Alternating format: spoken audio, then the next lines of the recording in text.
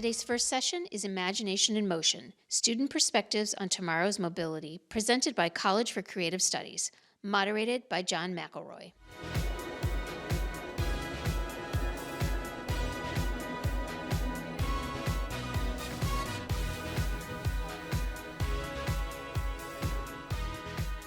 Well, good morning, everybody. We're going to have a great discussion here with 5 students from CCS. We're going to do 3 things this morning.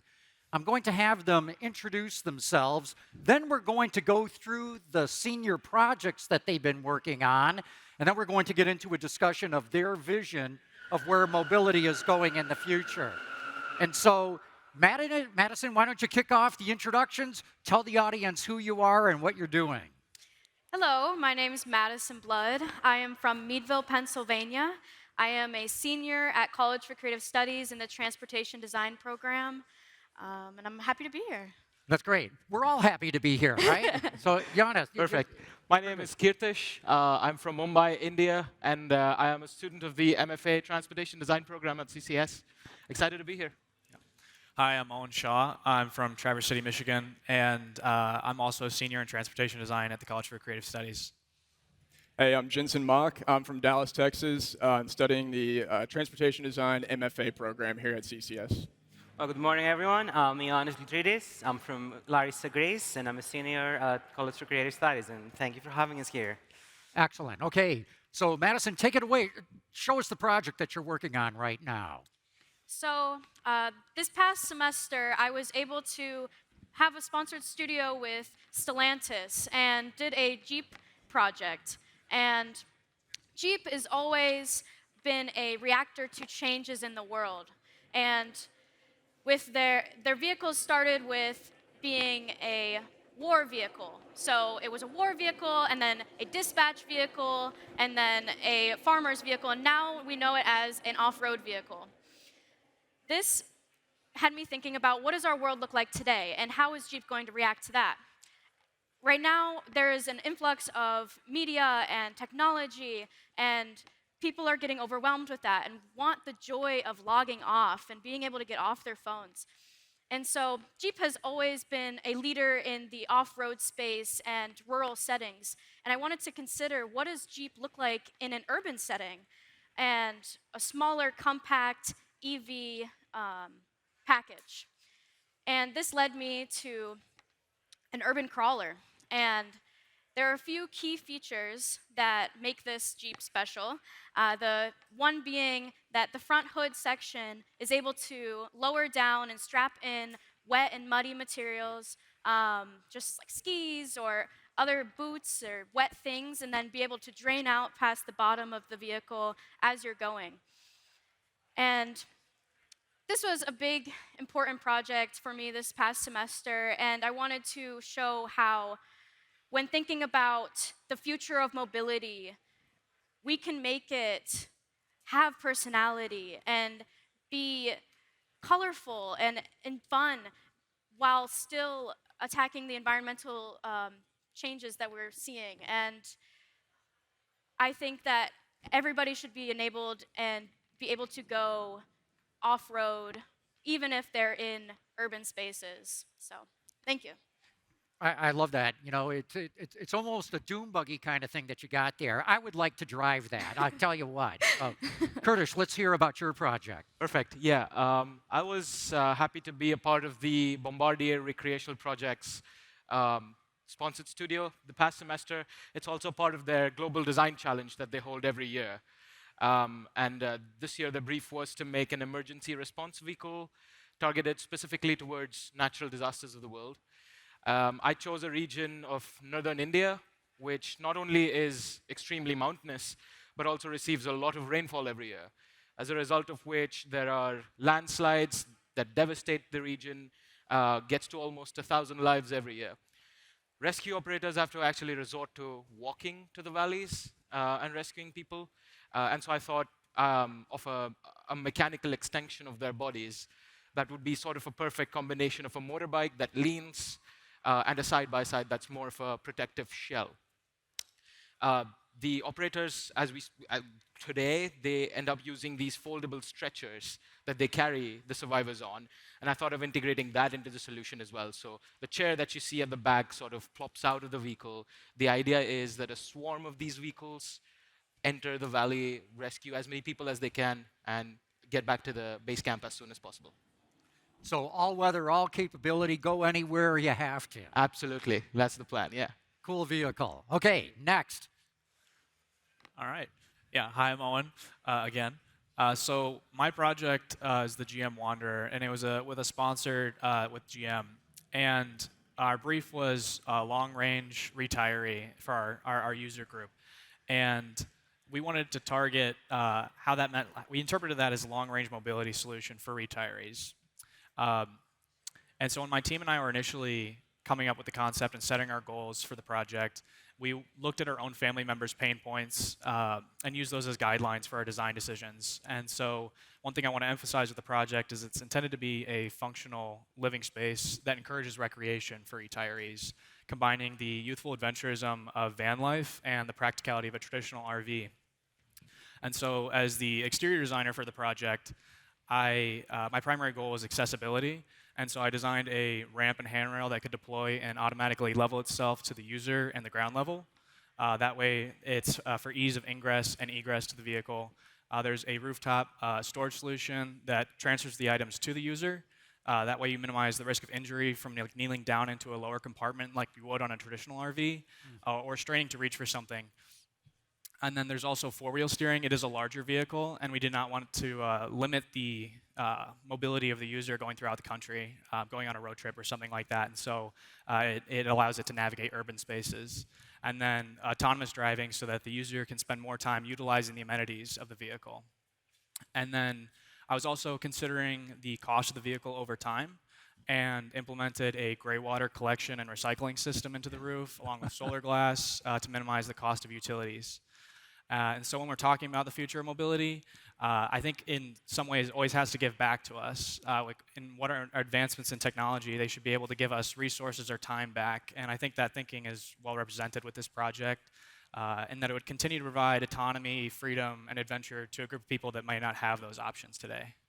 Yeah, and I love that idea. I would love to go on a national tour of the national parks in something like that. What about autonomous driving? Would that be part of it?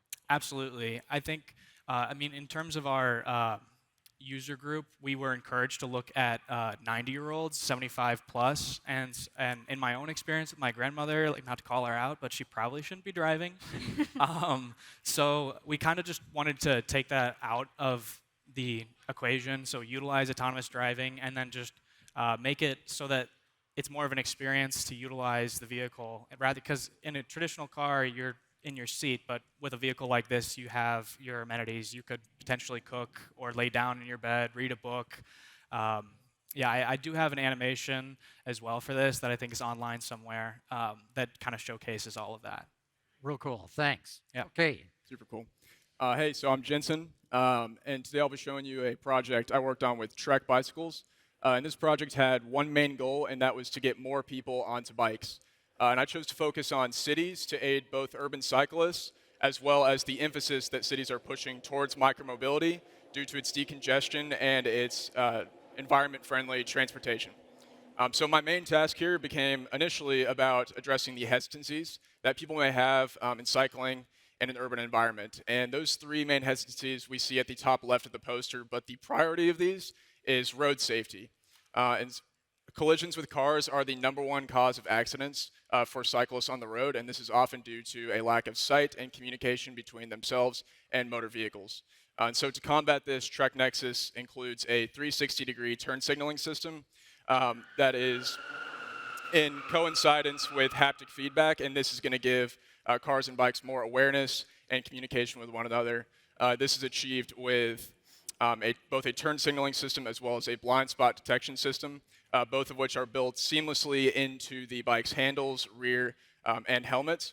And so this, again, just helps bikes and cars feel more harmonious on the road with each other, makes them feel safer and more communicative. So this was a really insightful project in terms of learning the goals of micromobility in an urban setting, and was a really fun project to work on with Trek. So, Yeah, as somebody who rides a lot of bicycles and does not like to go on the road because he doesn't trust drivers, Yes, for sure. this is a great solution. What about Exactly for cost? them. Have you addressed that? Because a lot of these e-bikes are pretty expensive. Yeah, that's fair enough. That's something we considered. We tried to keep it seamless and tight. Nothing too crazy in terms of technology, but just more like quick LED implementations to try to keep it seamless and approachable. But yeah, Excellent. Thanks. thanks. Okay, last but not least, Last but not least, hi everyone. Again, I'm Ioannis, and this was a project that was done in collaboration with the Michigan Office of Future Mobility and Electrification, and we're looking specifically at the Upper Peninsula. And I was interested in seeing how mobility can work on a much larger scale than we're used to.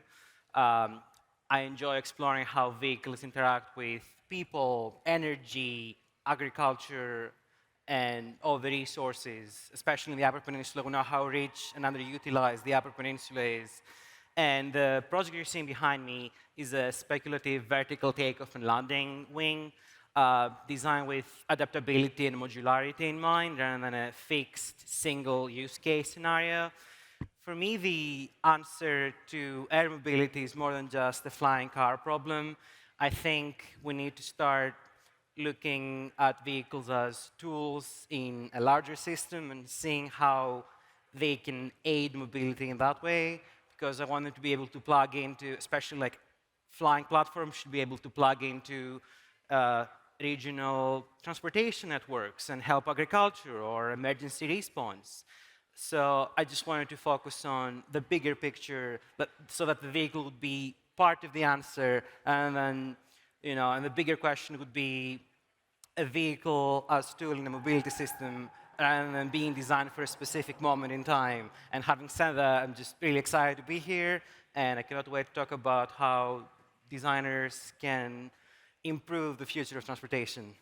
Giannis, this is crazy wild what you've got up here. So and it's got two wheels, right? So yeah. are you using a gyroscope to keep the thing balanced? Every one of those pods actually that we see on the screen has a gyroscope in it, and the pilot and the cargo can be like safe and level while the vehicle is changing its geometry in real time to ensure the most efficient path to flight into the destination as possible. You know, there was a British company in the late 1940s that came out with a two-wheel gyroscopically balanced. I don't know if you're familiar with that. It's a very rare piece of automotive history, but you ought to check it out if you can find that. No, I was online. actually looking at that. I'm Oh, you surprised. did? Yeah, I'm Oh, surprised awesome. you know that. Yeah. Awesome. I'm so impressed that you were aware of that vehicle. So let's talk about your all's future of mobility vision. Curtis, why don't we start with you? Sure. Where do you see this going? You know, we've been thinking that maybe autonomous vehicles would be right here, right now. They are. You know, there's Waymo, there's Zoox, and others, other companies in China as well. But these cars are not in the showroom yet. You know, we thought by this time EVs would be far more advanced than they were, and that there would be a whole lot more micro mobility. Maybe our imagination was ahead of the reality, but where do you see it going? I personally think it's all going to be heavily need-based. Autonomous vehicles, as we know, aren't for everyone. It's more of an experience than it is a solution, I believe, when it comes to driving. And so I think that autonomous vehicles are here. We're going to see them real soon. They're going to be a tool, though. When it comes to the experience of driving, that's still a pleasure that a lot of us enjoy, and that's still going to be a part of the future of mobility. I mean, just like AI is a tool that we're still sort of learning and getting used to. I think it's getting there. I think energy regeneration and extraction is also getting there, and so I think that's where we're headed. So, Amanda, I see you nodding your head in agreement with what he's saying. Let's get your viewpoint on this. Where do you think mobility is going? I think that autonomous vehicles, like you said, are here, and I think it's more about the infrastructure currently in place. I think that we need to shift our focus from the actual product of it and more so what does the system look like and what do our local cities and even rural areas look like with autonomous driving cohabitating with personal vehicles, because I think that's the biggest like challenge that people have in their minds when they think about autonomous vehicles is what's going to happen when people are driving next to you and not in an autonomous vehicle. And so I think it's important to design a system that each of them can work together and be seamless before we can truly get them out on the road. No, that's an excellent point. We just don't want to throw these cars out on the road, right? We want it to be part of an ecosystem. But Owen, let's get your input on this. We have a couple classes at CCS that talk about the structure of mobility, and one thing they talk about is the system, is that you got to integrate multiple solutions. And one of the things they talk about is how you could utilize the road network that we have and restructure it for different lanes based on the kind of vehicle. I think that is a short-term solution for kind of what we're talking about here with getting autonomous vehicles on the road, because we are unpredictable as drivers. But I completely agree with Kurdish as well, in that you don't want to isolate the driver from their own driving experience. And that I agree that autonomous vehicles are a tool. It's about whatever adds the most convenience and ease to somebody's life, whether it's getting to work or if they've, not plane fares can be expensive. So, if you can take an autonomous vehicle to another city or something like that and it's cheaper, then people would want to do that. They don't want to be looking for 4 hours. I've done my fair share of road trips, and I would trade it off for someone else if I could. But yeah. Okay, Jason, let's hear. Yeah, I totally agree. Where are we going, in your view? Where are we going? I mean, I think we're going to a space that's really exciting as a designer. In terms of autonomous, this gives us a lot of room to work with and have fun in, like, for example, an interior space. And I personally lean more towards interiors as an automotive designer. So this gives us more room and sort of like a sandbox to work with. You could turn this interior space into a meditation space, a private lounge, a workspace. It just gives us full room to use our creative freedom and apply our skills to think about the future of autonomous and mobility. So I think it's a really exciting time. Okay, Giannis, your turn. Well, great opinions from all of my colleagues, first of all, and I'm probably going to say more or less the same. But if you think about it, we've been talking about autonomous vehicles for almost 10 years now. And during one of the CCS industry days, I was talking with one of the industry professionals, and I remember he said to me, it's like everyone was waiting for autonomous vehicles, like all the designers, all the companies, and then they just didn't arrive, and everyone just kind of got bored, and they started looking at, like, what's next? And I think for me, Madison and Kurdish actually touched on that. We designers can inspire, we can show a future with our sketches through our illustration, but we're not coders. I cannot develop the autonomous Doesn't matter. AI will do that now anyway. But as Madison said, I think it's about creating a safe infrastructure first for the concept to exist, and then everything else will come, I think. Yeah. Jason, I want to go back to you. You were talking about you really emphasize the interior of a vehicle. Yes, sir. I think autonomy revolutionizes that, right? Absolutely. I've got my ideas, but I want to hear your ideas. Where will you take the interior of a vehicle when the driver no longer has to drive? That's fair enough. So I worked on a project recently that was about actually turning the interior of a vehicle into a private lounge, so sort of into like a luxury space. And this played with some... So to go into more detail, how would you arrange the seating, for example? Yeah, so the seating, for example, like you say, we have a ton of room now with autonomous to fully recline and relax, turn this into like kind of a lounge space, or you can kick back and really just take your time in this vehicle to feel meditated, and also worked with some fun technology within the windows and pillar spaces to kind of give you some adjustable privacy and ambience in that interior. So that's just a sort of recent example that comes to mind on a more explorative interior for sure. See, I even see a vision of custom interiors. Yeah. If you go back to the 1930s with the great coach works that were done, but those were bodies, right? Yeah. I could see that flip with autonomy, and you have coach works that are working on the personalized interior of vehicles. Absolutely. Yeah. And that's going to need a lot of good designers to do that. for sure, Yeah. for sure. I believe you. Yeah. First, I want to go back to what you said, because I agree with you. We don't all want to give up driving. I don't want to drive and stop and go traffic, congestion. Yuck, I hate it. I want to hit the autonomy button. But give us your thoughts of how do you blend this still be able to drive with a fully autonomous vehicle, but particularly from a design standpoint. Well, this is where the world of interaction and experience design sort of starts working really, really well with transportation design as well is where we can finally think of vehicles that can switch between the two capabilities and not just be one. I think it dials down to that. I think it's, like I said before, it's heavily need-based, it's situational.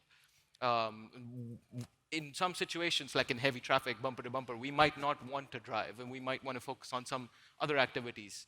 But when it comes to the pleasure of driving, I think being able to switch is somewhat of a concept that recently we've seen in vehicles like Teslas, and it's been quite good, reception-wise. So yeah, that's my thought. You know, Toyota's got a philosophy on autonomy that they've called chauffeur Right, and yes. angel. Right. An angel is like a guardian angel, right? You get in the back seat, you tell the car where you want to go, you go to sleep. Yes. Chauffeur is where you get to drive, Absolutely. but you still have all the sensor suites, right, that will prevent you from getting in an accident. So I think that's a great strategy. Absolutely. I think in response to that, Indian automotive companies have been testing technologies where they're using autonomous features to enable safety in driving. And so, of course, our reflexes, even the strongest reflexes aren't as strong as an IR sensor. And so they've been heavily focused on, again, using autonomy as a tool that helps drivers as opposed to gets rid of them completely. And I think that's something that I personally look forward to. Yeah. Amanda, what do you think autonomous vehicles of all types, you know, including the autonomous motorhome, which I love, what do you think the impact will be on society or design? And here's what I'm thinking. When the first horseless carriages appeared 120 years ago, there were no parking structures, there were no traffic lights, there was no highway system and all that. I believe autonomy will change the landscape again. Have you given any thought to that? Any ideas? Yeah, we studied a little bit in school about Dan Sturges wrote a book called Near to Far, and it's talking about near cars being city cars, kind of like switching to autonomous mode where you don't have to do traffic with everybody.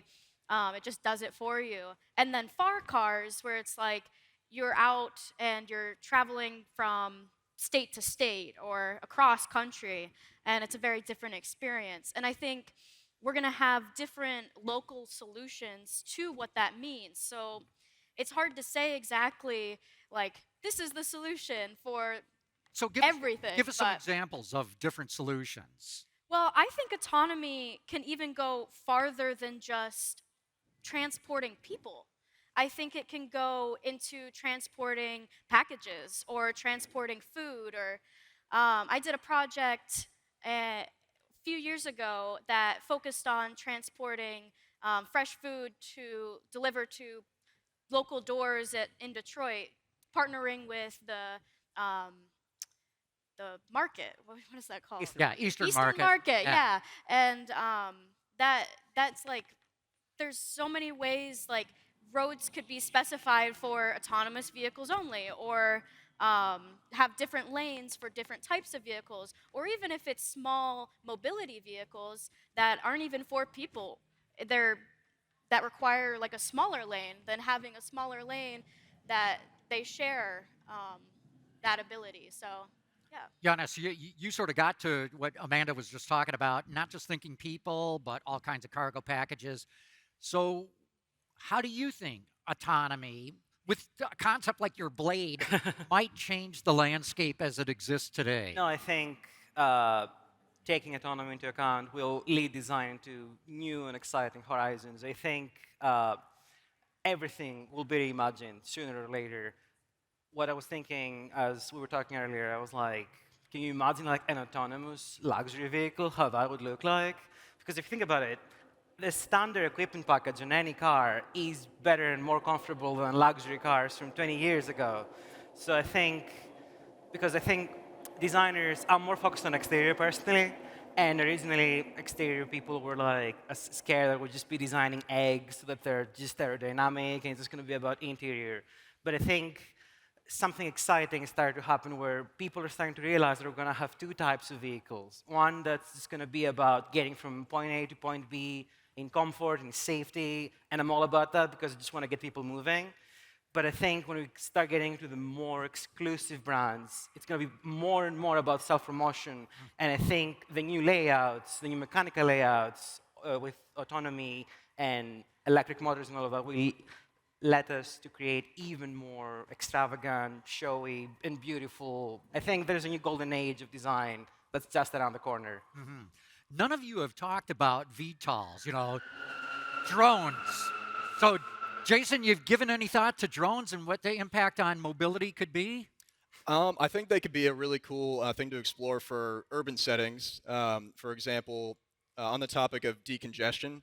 So I've looked into a little bit of this, and maybe you with your VTOL concept may have a little more knowledge, but there's some initiatives to turn old parking garages, the roofs of them, and old buildings, sort of recycling buildings, turning them into sort of ports for vertical takeoff and landing vehicles. I guess that's something I've done a little bit of exploration on, but yeah, I think that could be super good. Anybody else? Oh yeah, I have thoughts on this. So I studied in the city of Bangalore in India for my undergrad, and So terrible congestion, right? extremely like horrible. I mean, and especially when you get to the airport is in another corner of the world, literally, for Bangalore.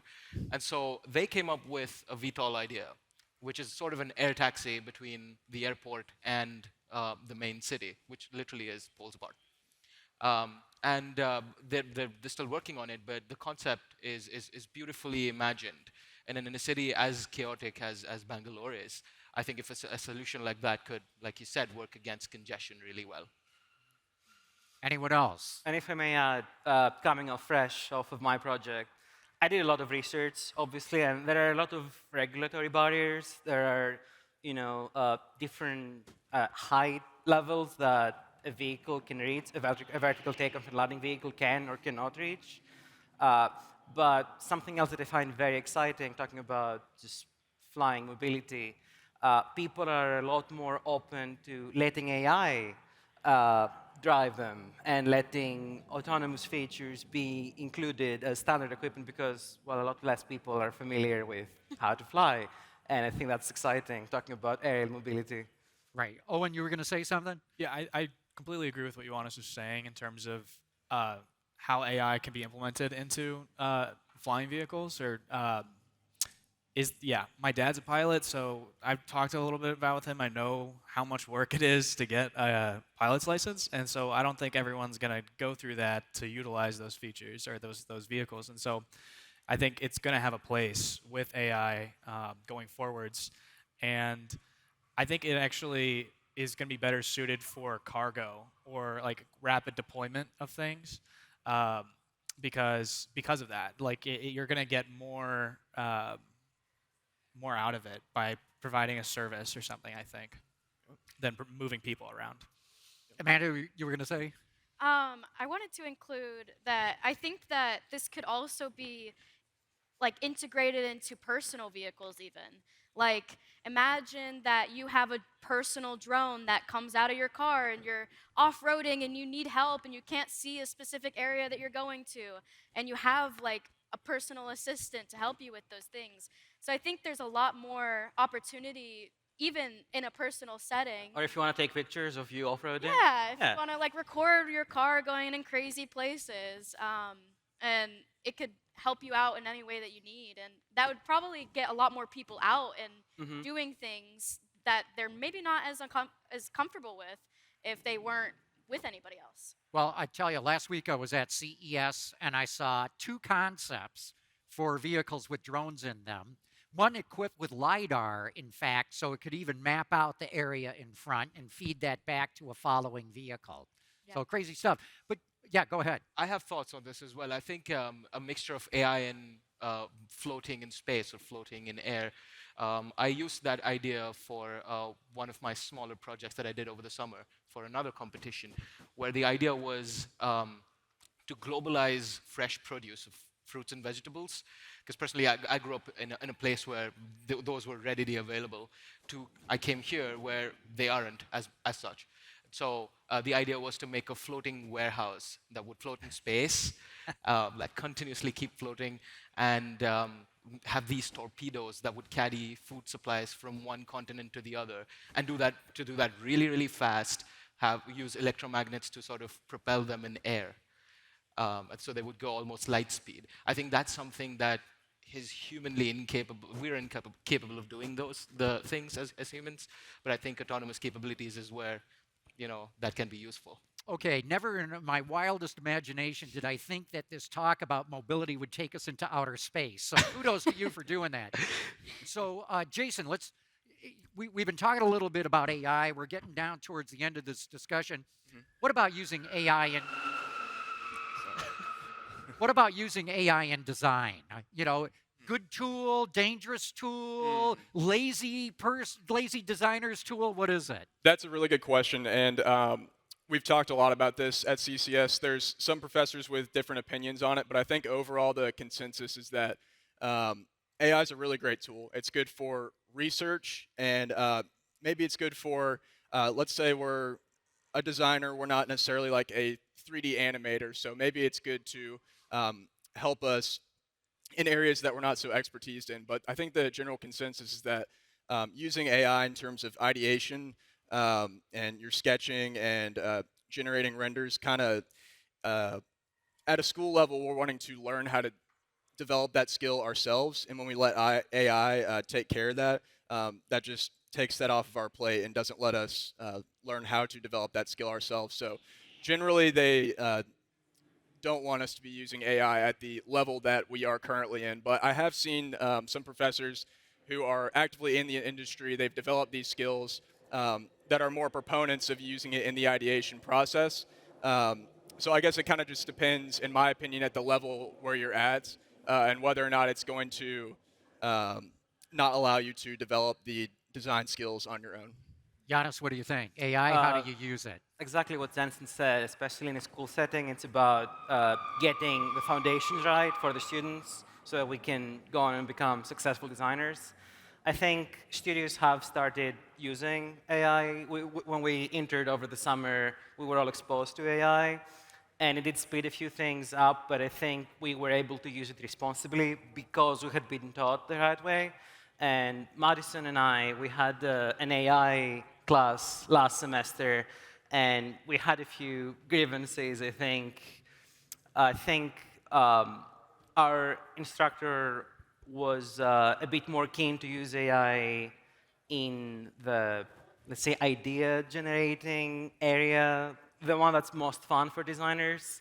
And that was, I think, our main issue with AI in that setting. So let's hear it, Amanda. What was your reaction to taking this AI class, and what do you think about using it in design? I think it's really interesting. I think it's like helpful where it needs to be, but I think your ideas are extremely important, and I think that is like the core of design and what is going to make innovation happen. And so you can use AI as a tool after you have your ideas and after you know what you want, and like you can use AI to express those things and try and get your idea understood by others. But I don't necessarily think that it's the best tool to ideate purely. Interesting. Yeah, go ahead. I have thoughts on this because I had a discussion about this with my chair, and he has wonderful thoughts on the use of AI.